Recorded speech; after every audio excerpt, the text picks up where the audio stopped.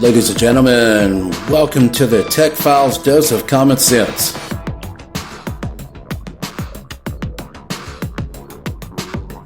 If common sense is supposed to be so common, how come it seems like no damn buddy has it?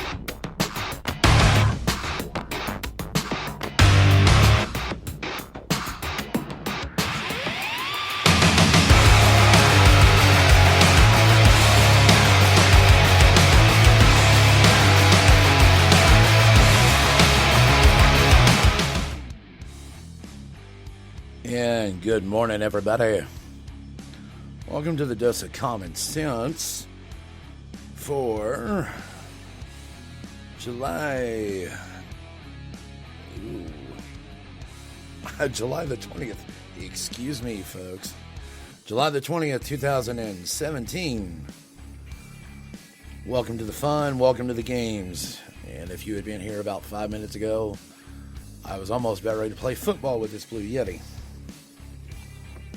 Let's get started with the show. First off, excuse me for that one too.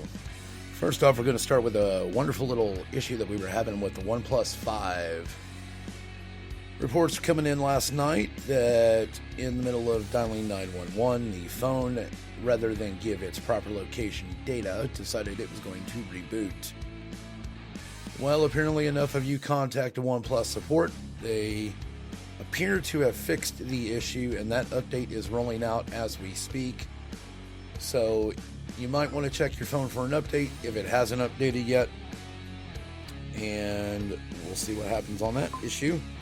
Hopefully, though, everything has been taken care of, but you do have an update in waiting. Thank goodness for that.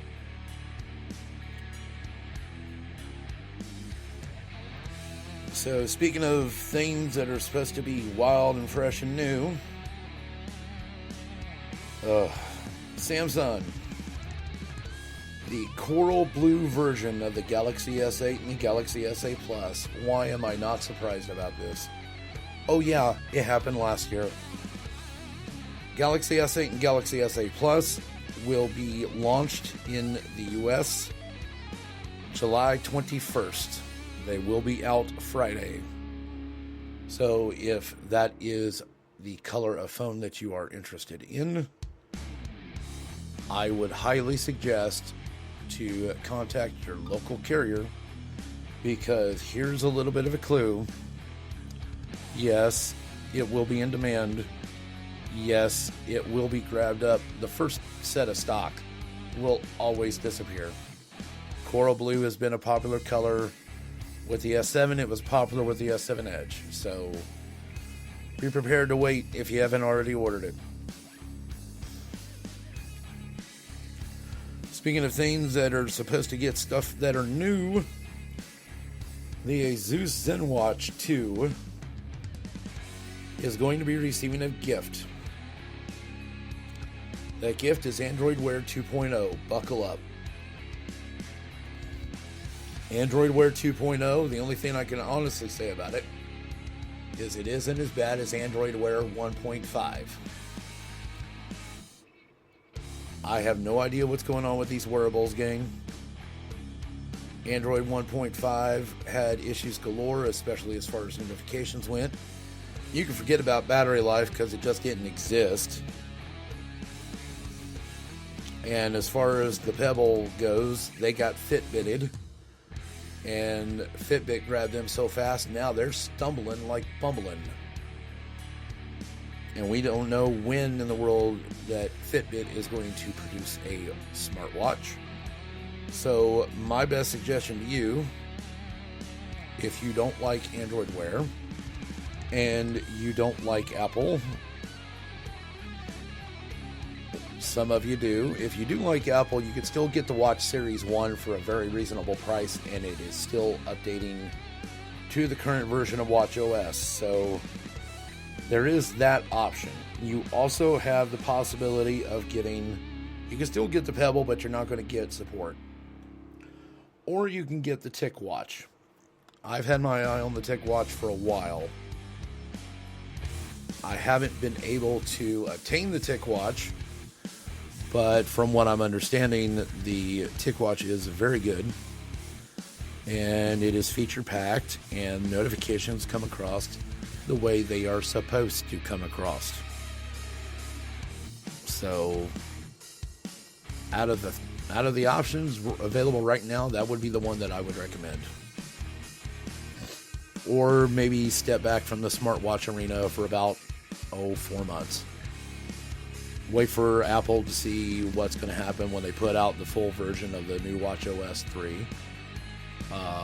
Wait and see what happens. If you're waiting on a Moto 360 3rd edition, you can forget it. Motorola has announced that they will not launch a 3rd edition. Apparently the first two bombed so bad that they're not going to launch a third one. I kind of have an issue with that. The Moto 360 was the only decent smartwatch, in my opinion. Other than this Gear S3, whatever the world you want to call it, Frontier. I can think of many other words that start with F that I could possibly choose for the name of this watch. Frontier would not be one of them. And if anybody got offended at that, I do apologize. Sorry, not sorry. But if it smells like trash and it walks like trash and it beeps like trash, well, I'm not going to finish that statement. You can figure it out for yourselves.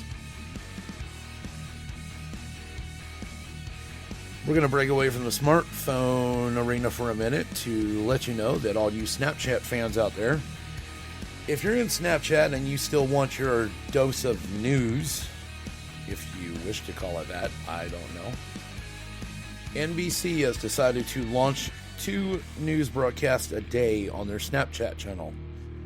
Apparently, it's a more informal version of the nightly news, or from what I'm even understanding more or less, it's more or less an informal version of MSNBC. And to be honest with you, MSNBC, out of all the news networks, and I'm including CNN with this, seems to be the one that's more evenly balanced than even Fox News, and that's saying something these days. So, if you're interested in it, get yourself Snapchat and check out NBC. It appears to be a very good news show, from what I've been told from 3 or 4 different sources that I have. So, and speaking of the fumbling and stumbling at Fitbit has finally confirmed to the press, yes, indeed, we will have a smartwatch. It will arrive later this year, but it will not support an LTE version of the watch. Well, no kidding. This is not like we did not know this. This is not a surprise to any one of the inhabitants of planet Earth. So, just a heads up, we're not shocked. You barely make fitness trackers that work properly. We certainly did not expect you to do a smartwatch, at least in the first year. It's kind of a surprise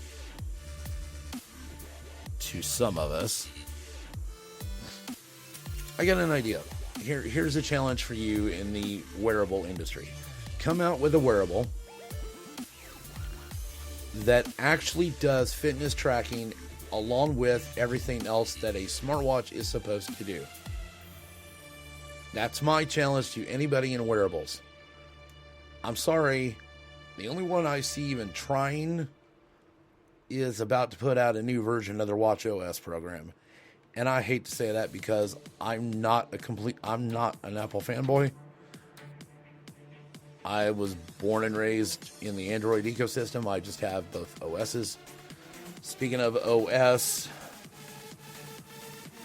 the watchOS, what was it, 3.3, I do believe, or something along those lines. Give me just a second. Let me get confirmed here. My screen just went kaplooey. Come on. You're really going to do this? Okay, so here's the long and the short of it. iOS 10.3.3 is updating as of this moment.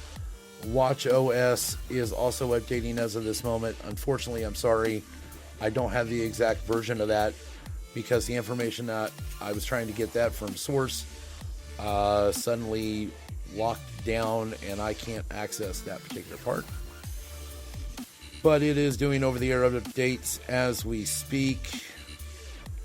And, okay, here we go. watchOS 3.2.3, tvOS 10.2.2, and iOS 10.3.3 are right now, they can be downloaded. Heads up, I've already downloaded 10.3.3. I literally just did it. It just finished as soon as I went on the air. I'll let you know how that goes over the next couple of days. Oh, and by the way, for you wondering how Bixby has done,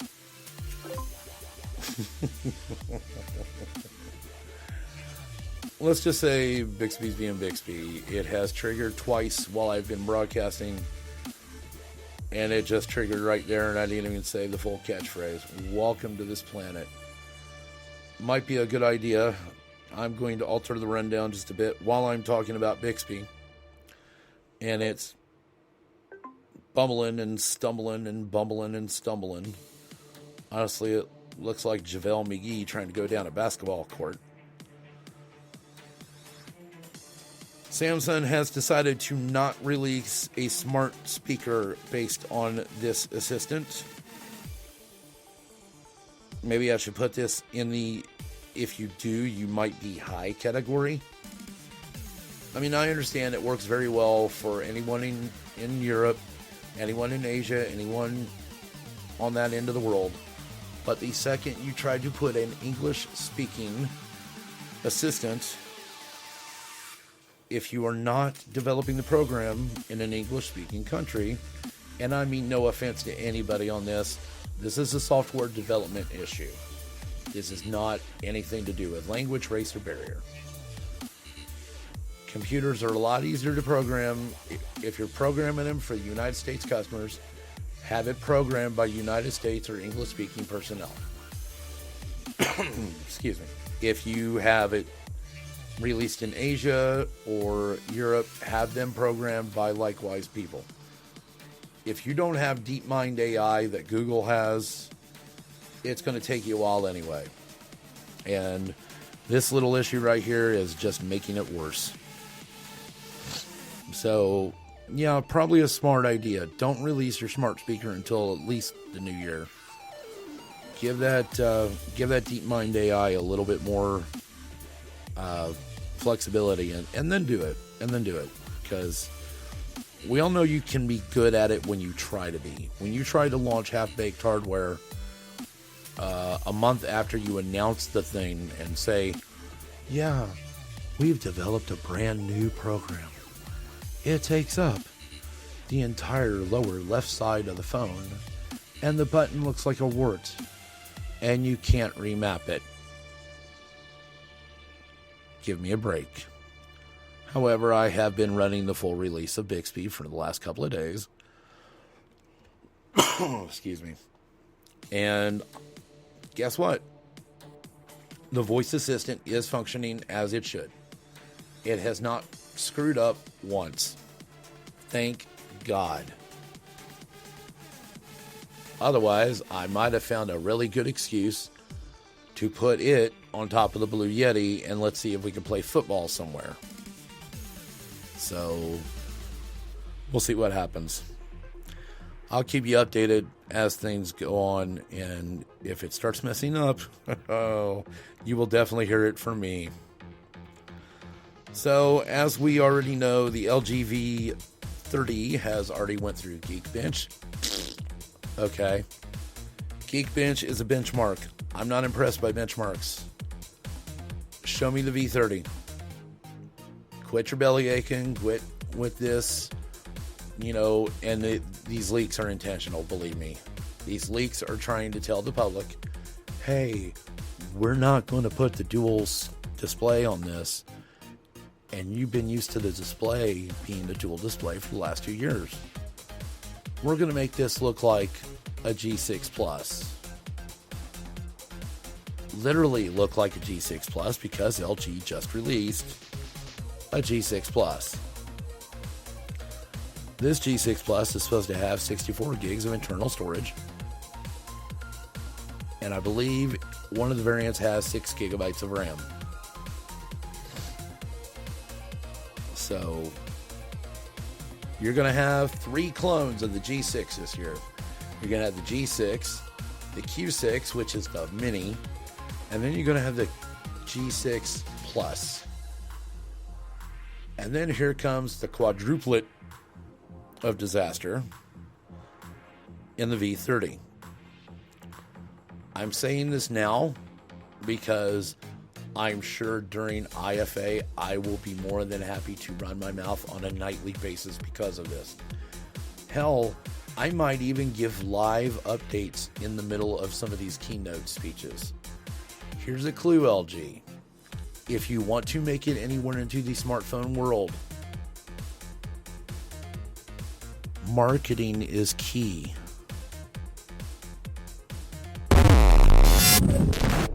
Yeah, I said it. Marketing is key. If you don't market your phone, you're not going to sell your phone. If you don't stand up loud and proud and scream what your phone is all about, no one is going to care. It will be like the G5 and the friends that were stuck alongside on the milk carton because not only did you not market it properly, you also failed to tell the people in the United States that the friends weren't coming.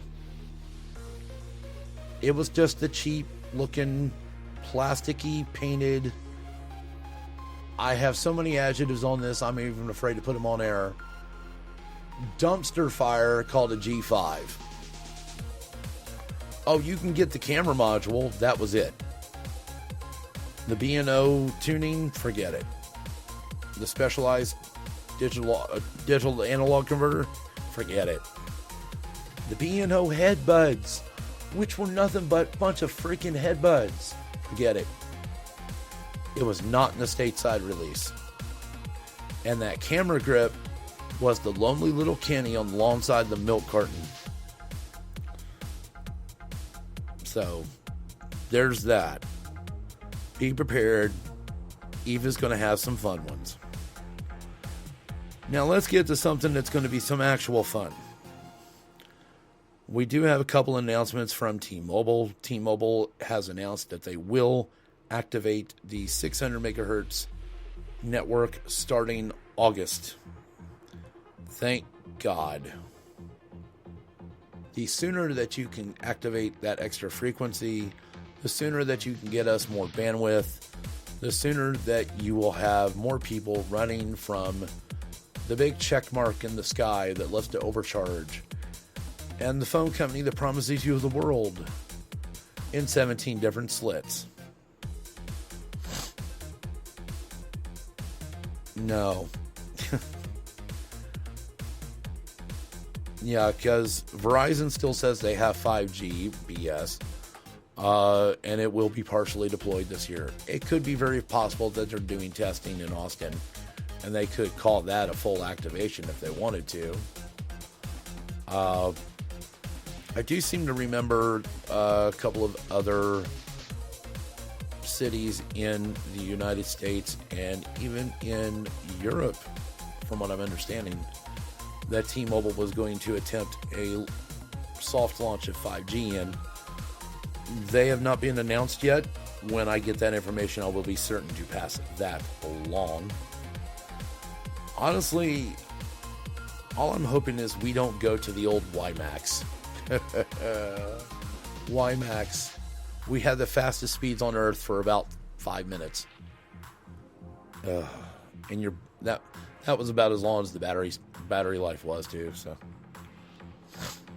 be thankful you are actually in 2017 and not 2011.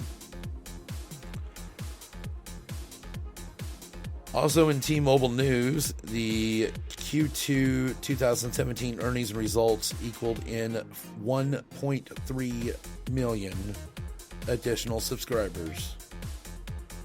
They are not stating whether it's prepay or postpay. All they are stating is plus 1.3 million. They do, however, state revenue increase up. I think that's up at least, and I can't. Here we go. Guys, please forgive me. I had to do a complete system reboot about 5 minutes before I went on the air on this. Okay. T-Mobile finished Q2 2017 with 69.6 million customers. So, well, how in the world? Oh, they're including churn in this. Okay. So churn is what happens when the customer gets on, fulfills their minimum requirement, and leaves, and they don't complete the contract. So the 1.3 million customers added, there were 817 postpaid, 94,000 prepaid, and 422,000 wholesales. Your prepaid churn dropped year over year, going from 1.27% to 1.1% in this quarter. Let me go ahead and translate this. Like I said, churn is when somebody leaves without ending their agreement. They just simply walk out. And normally the percentage, anywhere under 5 is supposed to be good. They went from 4 to 1, and now it's almost under 1. I'd say they're doing damn good, to be honest with you. Given the fact that in 2013, T-Mobile was losing subscribers. Actually, they were actually in the middle of trying to arrest that slide. Sprint was losing 1.25 million subscribers a quarter, every quarter, for a year and a half prior to 2013. So that'll tell you something right off the bat. Let's see.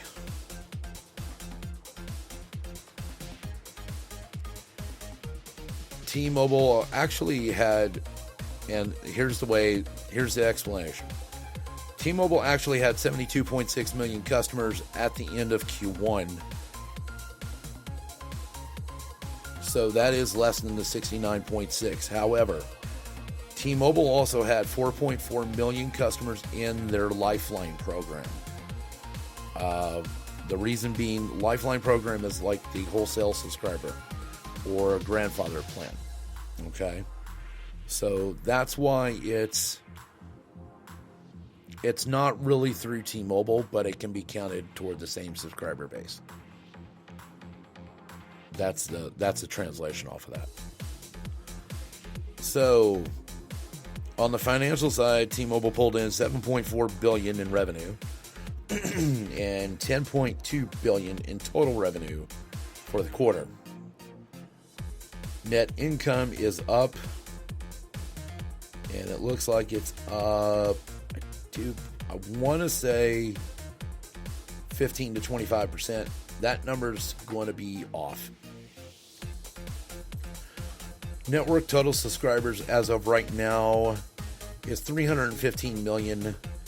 That number is expected to go to 321 by the end of the year. T-Mobile's opened over 1,000 new stores just this year. They plan to open another 500 by the end of the year. They've also opened 1,100 new Metro PCS stores so far this year. And they're planning on opening another 400 by the end of the year as well. T-Mobile says it will have 17,000 branded locations throughout the United States by the end of 2017. The article will be in the show's description for this particular one, simply because it has a lot of information in it, and just hearing it from a third party does not necessarily translate not only intent, but also translates the story. And if you can stand John Legere being, of course, on air for the length of the time that he's always on air, and I love the man, he's a character, and he doesn't offend you, by all means, listen to the video, because this man never holds back for anything. So, and that will conclude our fun with T-Mobile for now. Let's see what would be next. Oh, am I going to have a little bit of fun with this again? Yes, I am. Okay. So, Nokia has resurrected itself from the dead. We all know this. 3311 second gen. Oh my God. The 3311 has come out. It actually looks like an oversized capsule.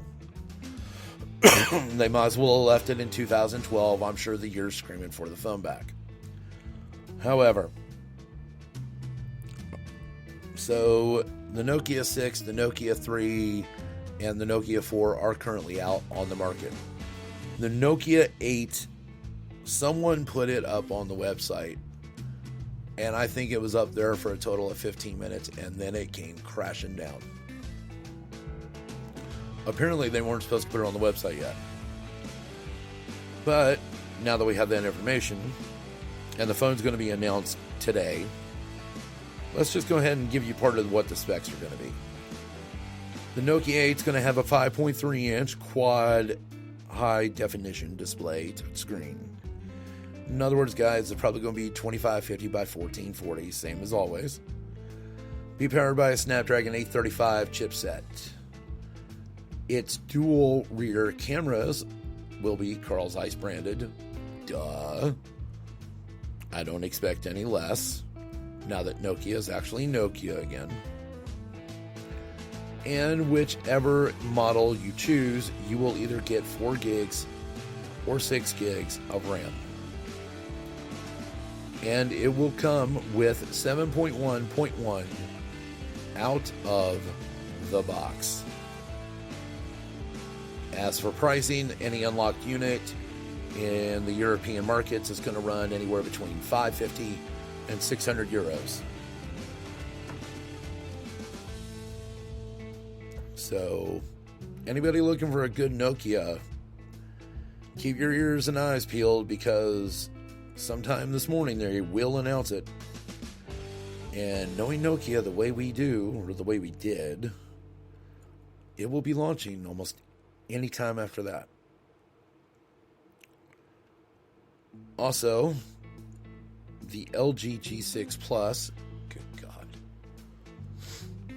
will be in the US on Amazon for $699. Surprise! Ugh. Basically, what you're going to do is you're going to take a G6. This G6 is going to be put through an oven, and it's going to be stretched like they stretch a crust of pizza. They're not going to change any of the specs, maybe, but they're just going to stretch it. It's going to be a 6-inch screen for $699.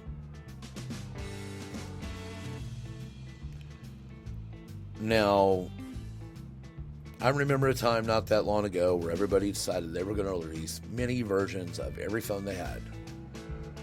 We had the S4 Mini, the S5 Mini, the Galaxy. Here was my favorites.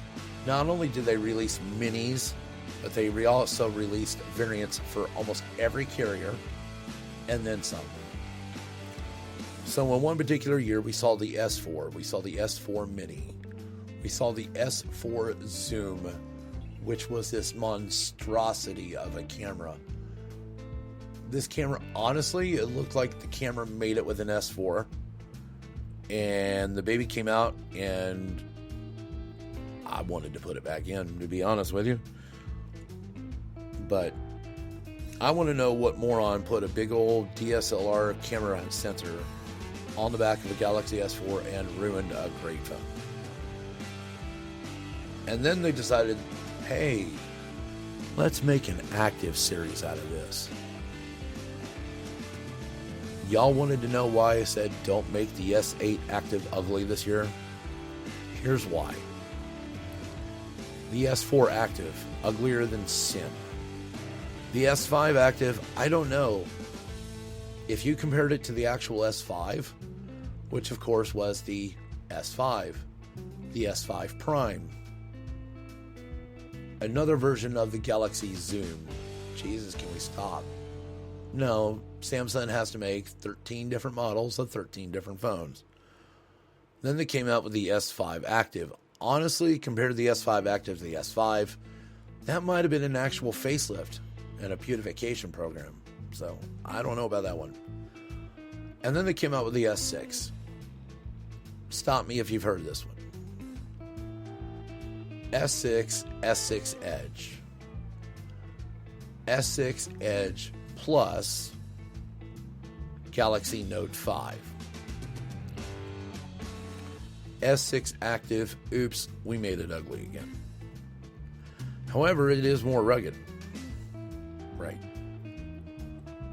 S7 pretty much looked the same way it did last year. Here's my only concern about the S8. The S8's a nice phone. However, it's a dramatic departure from what they've had before. I don't know how you can maintain durability on a phone that's already came equipped with IP68 water and dust resistance. The only thing you could do after that is reinforce the chassis on the phone. And yes, aluminum could cure that issue. But I swear to God, Samsung, if you make this thing with the same philosophy that Apple made their battery case for the iPhone 6 and or 6S, and if you have seen the 6S or the 6S Plus battery case, you are probably laughing right as much as I did when I first saw this thing.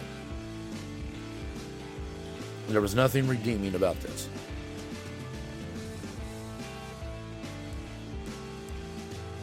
Samsung, do me a favor, okay?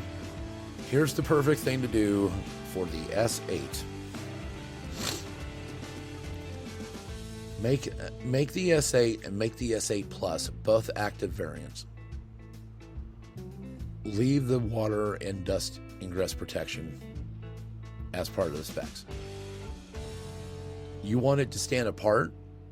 Bump up the RAM, bump up the storage, and then give it a metal frame that's not going to look like baby puke when you open up the box. I am certain that your customers will be highly appreciative, as well as your fans, such as myself. So be on the lookout, because I'm sure this S8 Active is going to show up any moment now. And no one needs to wait for this, because this is not going to be a shocker in any way, shape, or form. This will be an AT&T exclusive. I'm certain of it. Just like Motorola is about to announce a Verizon exclusive, because they have to. And they still want to show everybody that they're a big and bad and tough cell phone provider, who's just, of course, recently rejoined reality after saying, our customers don't use that much data. Our customers, on average, use only 5 gigs a month. BS. I'm calling you out on that. Here is why. And this is just going from my bill, and no, Verizon, I am not one of your customers. Thank Lord. I used 78.2 gigabytes last month off of my Wi-Fi network, because I do everything on this mobile. And I will leave you to figure out how much data that could possibly be. Here's a question for my listeners. What has been the highest amount of data that you have ever used on your smartphone, or it could be your smartphone plan, in a single month? Send me an email, show@techfilesmedia, TEKFILES MEDIA, all one word, techfilesmedia.com. Or follow me at Twitter or Instagram at TechFiles or TechFiles Media. We do have a website. The website is techfilesmedia.com. As of right now, while we're still getting the bumble and jumbling stuff from trying to get the website set up earlier, until they got all the connections repaired from that, you can go to techfilesmedia.com. It will redirect you to my podcast show page. So feel free on that. I do apologize that it is not up. It should have been up. The people that I had hired to do that no longer work for this organization, or this person for that matter.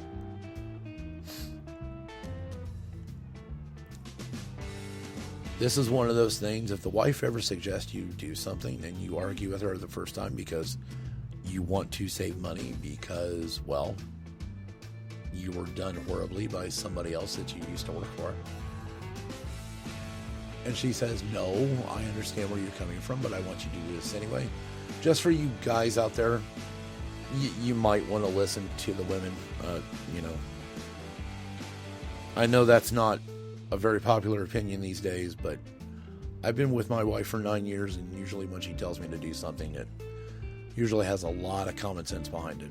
She was actually inspiration for the show.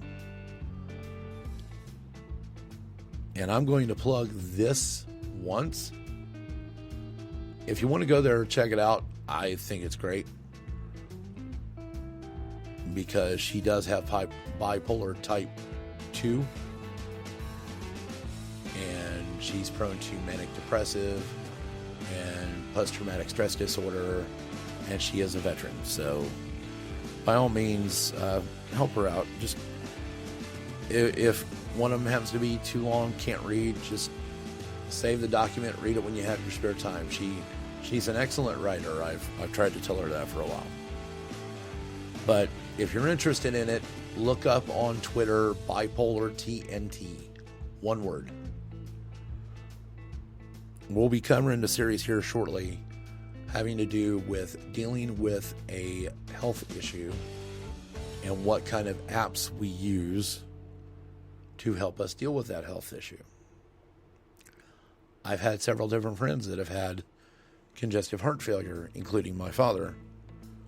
And I had tried to tell him, because he started carrying a smartphone toward the end, I had tried to tell him to use the fitness tracker. That way you know when something's wrong.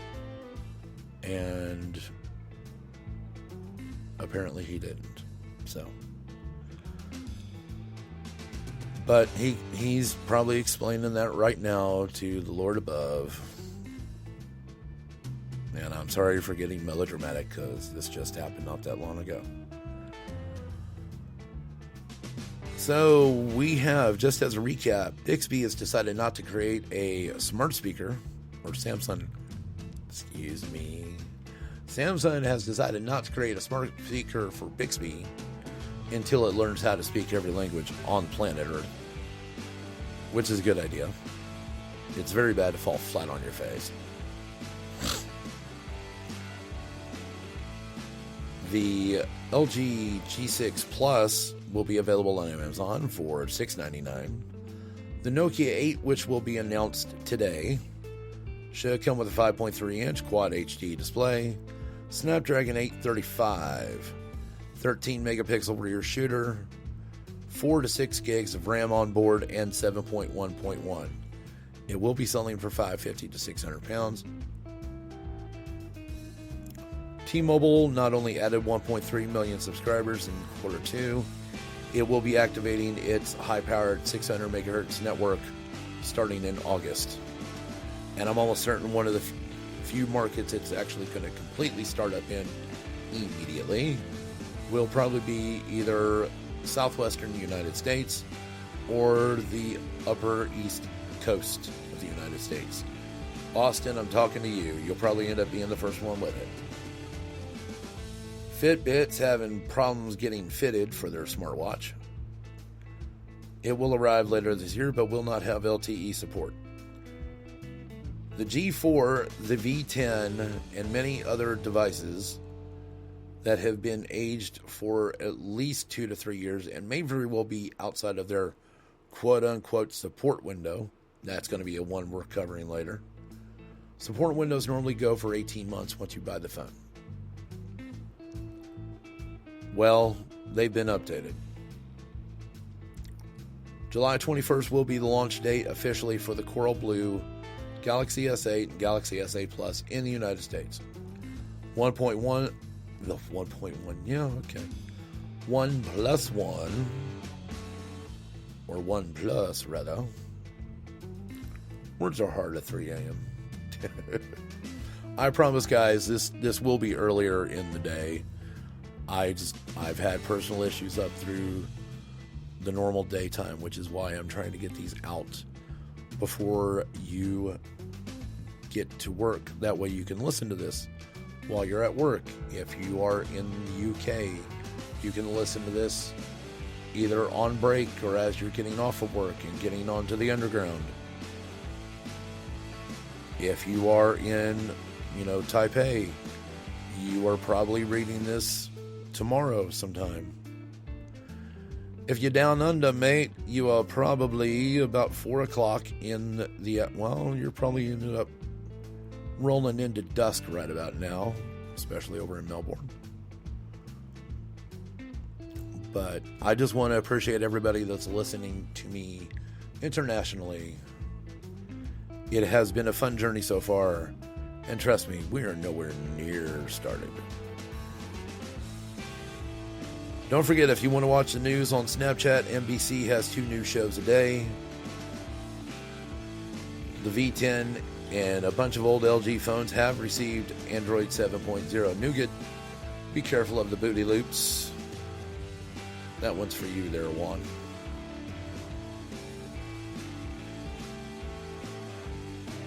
And we're going to break away from this just for a second, even though I have already told you iOS updates. They're not iOS 11. It's iOS 10.3.3, and it's the watch. It's the update to the watch OS, not the new version, but the one that's on the road track now. Those are available for download as we speak. So I'm sorry. I just got an update here. And since we are now covering outside of the smartphone arena, I will go ahead and tell you this. Hulu has signed a new deal with 20th Century Fox, which will be bringing 3,000 more television episodes to its ever-expanding streaming service. Now, disclaimer, I have Hulu. It is an awesome service.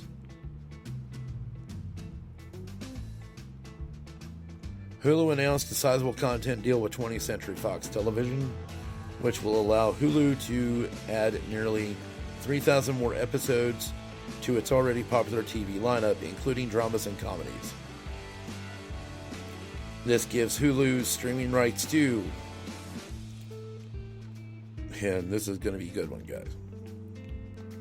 How I Met Your Mother, Burn Notice, Bones, Glee, NYPD Blue, and for those nostalgic, MASH. 21st Century Fox owns roughly a third of the company, but Hulu still has to negotiate for streaming rights. New agreement comes shortly after Hulu announced another deal with 20th Century Fox earlier, which allows the service to expand its offerings of animated series, include shows like Bob's Burgers, American Dad, and Futurama. And also has a deal with ABC for This Is Us, Fresh Off the Boat, and Last Man on Earth, the popular FX show, I do believe. And they go into more shows here, so let's go ahead and give this to you. Might as well. Burn Notice, White Collar, USA Network. The Practice, Don't Trust the Bee in Apartment 23. Now that could apply in real life too. The Grinder, Blue Collar, Saving Grace, Lie to Me. Graceland, Dollhouse, Wilfred, The Glades, MASH, The Mary Tyler Show, Saint Elsewhere, Hill Street Blues, and The Bob Newhart Show. Other shows are included in the deal. Hulu is not providing the full list as of this moment. And it will also be available on the ad-free plans, which I just upped mine to the ad-free plan. Netflix is going to be hot about this deal. I'm almost certain of it. But their subscriber base is surging. Hulu is needing the additional content to round out its catalog and feel like that they are actually a contender. And they are, as long as they keep sticking to morals and principles. I think Hulu will be just fine. Other than Netflix that loves to sit there and write shows about anorexia. While I understand that that's a disease and I know all about diseases here, you might want to watch how you cover it. Your public will not like you for long. I'll guarantee that.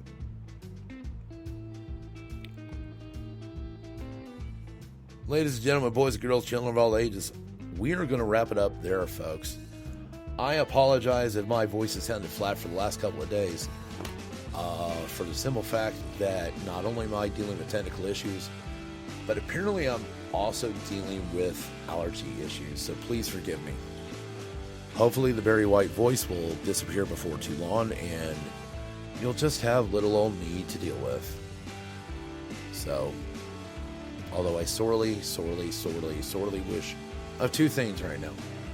One, that I had a microphone that did not stumble and skitter every single time that I tried to hook this thing up, because I normally use an iPad, for I have a digital audio workstation that works beautifully with it.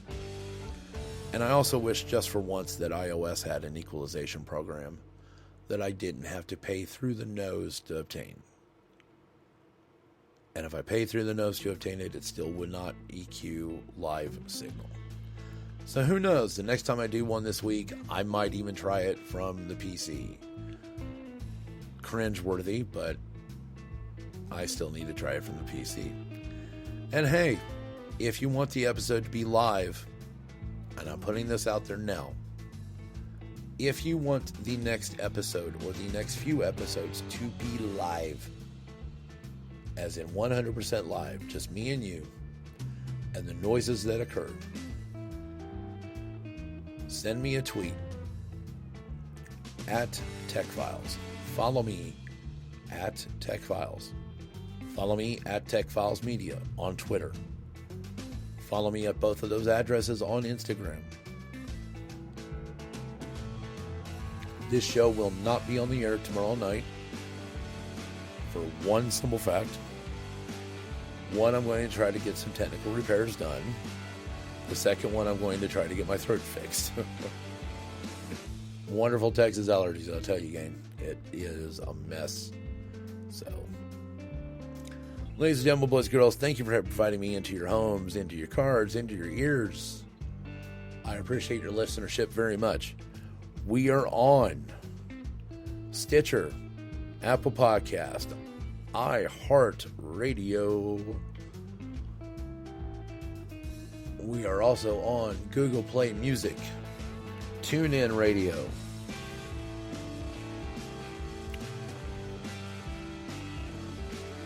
digitalpodcast.com, Pocketcast, SoundCloud, and of course, as always, none of this would be possible without Spreaker.com, our hosting service, which we are also available on the Spreaker app. Once again, I can be reached at show@techfilesmedia.com, or I can be reached on Twitter and Instagram at TechFiles or TechFilesMedia. Remember, if you want the next few shows to be live, send me a tweet. Follow me. Put it this way: if I get over 50 followers off of this, in the next 2 days. The next episode will be live. So, that's it for now. Thank you very much for your listenership. I appreciate all the patience, especially with the technical issues today. Have a wonderful day or night. Be safe in whatever you do. And I will talk to you all later. Stay classy, kids.